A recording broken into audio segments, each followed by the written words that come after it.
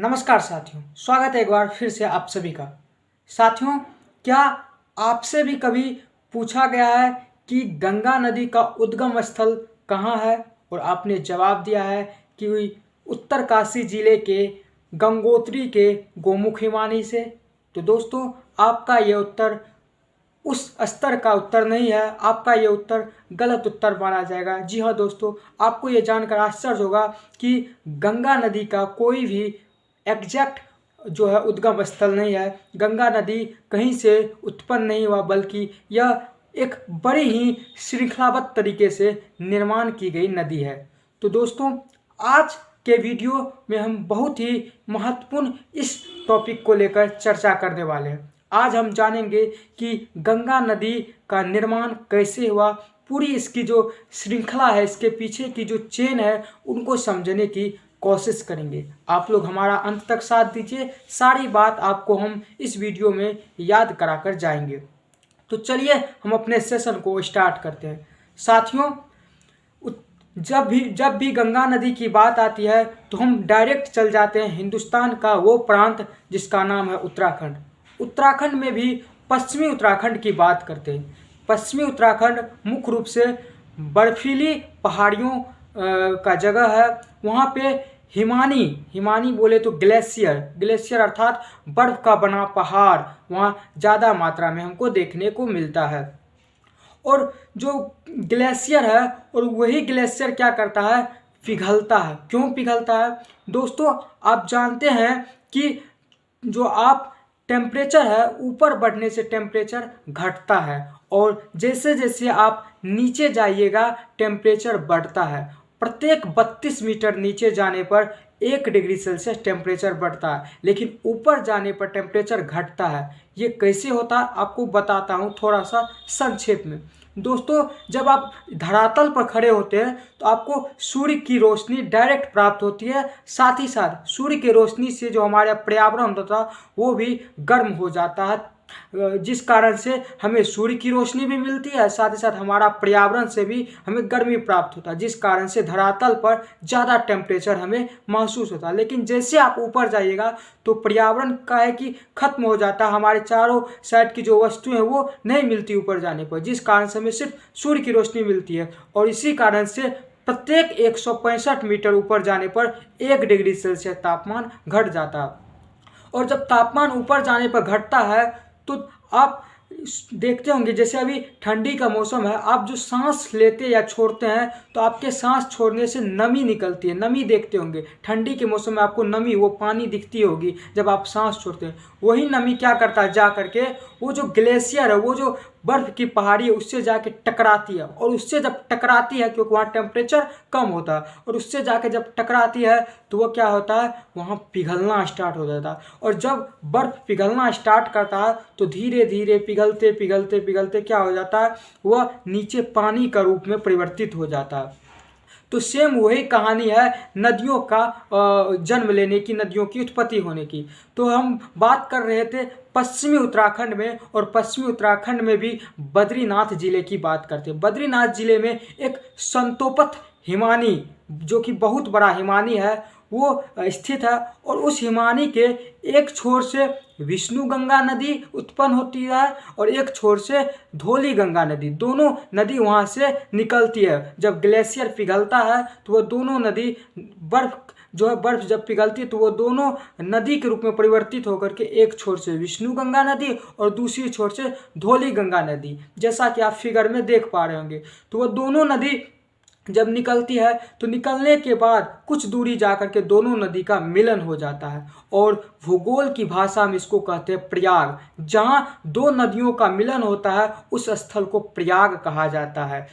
जब विष्णु गंगा नदी और धौली गंगा नदी जाके मिलती है तो उस जगह को कहा जाता है विष्णु प्रयाग, जैसा कि आप फिगर में स्पष्ट रूप से देख पा रहे होंगे। तो ये विष्णु प्रयाग जब जहाँ मिली दोनों नदी, अब आगे जो नदी प्रभावित होगी वो नदी का नाम जो है उन दोनों नदी के गहराई पर डिपेंड करता है। उन दोनों नदी में जिस नदी का गहराई ज़्यादा होगा उसी नदी के नाम से आगे नदी बहती है। लेकिन विष्णुप्रयाग में जब विष्णु गंगा और धौली गंगा ये दोनों नदी मिला तो पाया गया कि दोनों नदी की गहराई सेम है, और जब गहराई सेम हो जाती है तो भूगोल कहता है कि नदी जो है किसी अन्य नाम से वो आगे प्रभावित होगी। इसीलिए जब विष्णु प्रयाग में दोनों नदी मिला, चूँकि गहराई सेम था, जिस कारण से आगे नदी जो बही वह अलकनंदा नदी के नाम से प्रभावित होती है, जैसा कि आप फिगर में देख पा रहे हैं।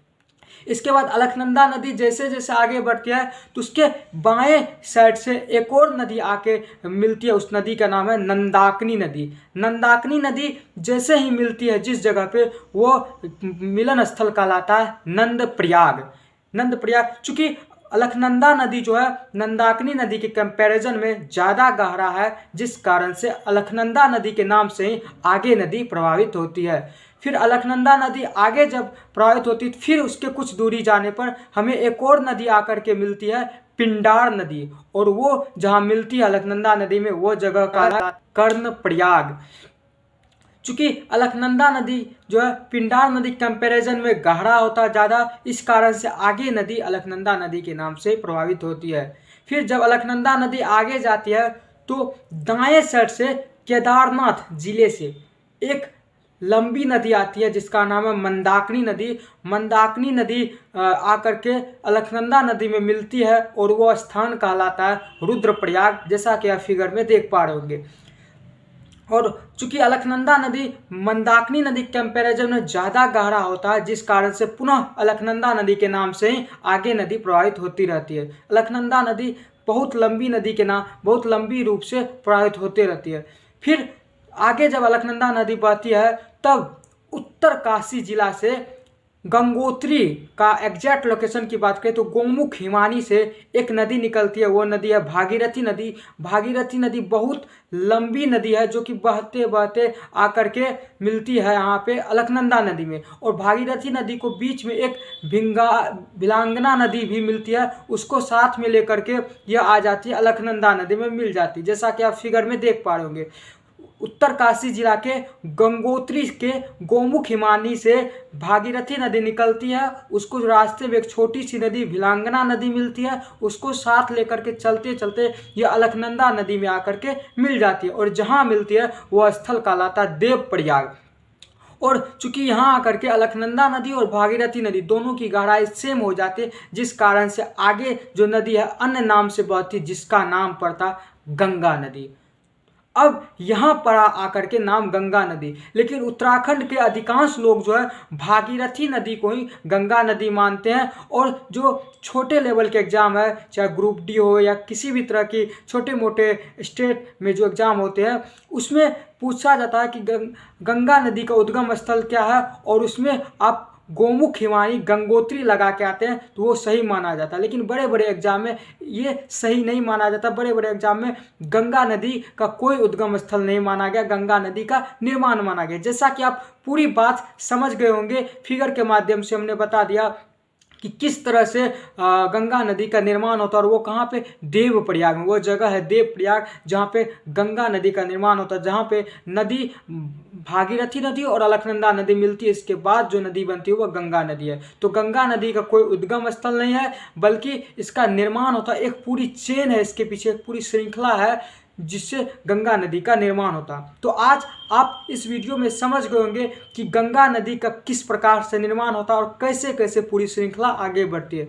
इनमें आपने 5 प्रयाग को देखा होगा। इसका क्रम जो है विष्णु प्रयाग, इसके बाद नंद प्रयाग, इसके बाद कर्ण प्रयाग, इसके बाद रुद्र प्रयाग और इसके बाद जो है देव प्रयाग। ये 5 प्रयाग को हिंदू धर्म में मान्यता है कि सबसे शुभ स्थल है और यहाँ पे घूमना बहुत ही शुभ माना जाता है। तो यहाँ पे हर एक व्यक्ति जाना चाहता है एक बार अपने जीवन में और अपनी सारे पाप को यहाँ पे जाके धुलना चाहता है। तो ये सब बहुत ही शुभ जगह माना जाता है। तो ये थी गंगा नदी के निर्माण के पीछे की पूरी श्रृंखला। हमने आपको स्पष्ट भाषा में फिगर के माध्यम से भी एक एक करके समझाने की कोशिश की। अगर आपको थोड़ी सी भी दिक्कत हो रही है समझने में तो आप वीडियो को पॉज करके फिगर को आप अपने नोट में नोट डाउन करके आप स्पष्ट तरीके से हमारी बात को एक एक स्टेप बाय स्टेप समझेंगे तो आपको सारी बात समझ आएगी। उम्मीद है आपको ये वीडियो अच्छी लगी होगी, ये जानकारी अच्छी लगी होगी। अगर आप इसी तरह के वीडियो प्राप्त करना चाहते हैं, इसी तरह के कंटेंट प्राप्त करना चाहते हैं, पूरी तरह से खोज पड़ताल की गई ऑथेंटिक चीज़ प्राप्त करना चाहते हैं तो आप हमारे चैनल से जुड़ जाइए और दाएं साइड में दिख रहे सब्सक्राइब बटन को दबा दीजिए और घंटी के निशान को दबाना बिल्कुल न भूलें। बहुत बहुत धन्यवाद साथियों, मिलेंगे फिर किसी नेक्स्ट वीडियो में। बहुत बहुत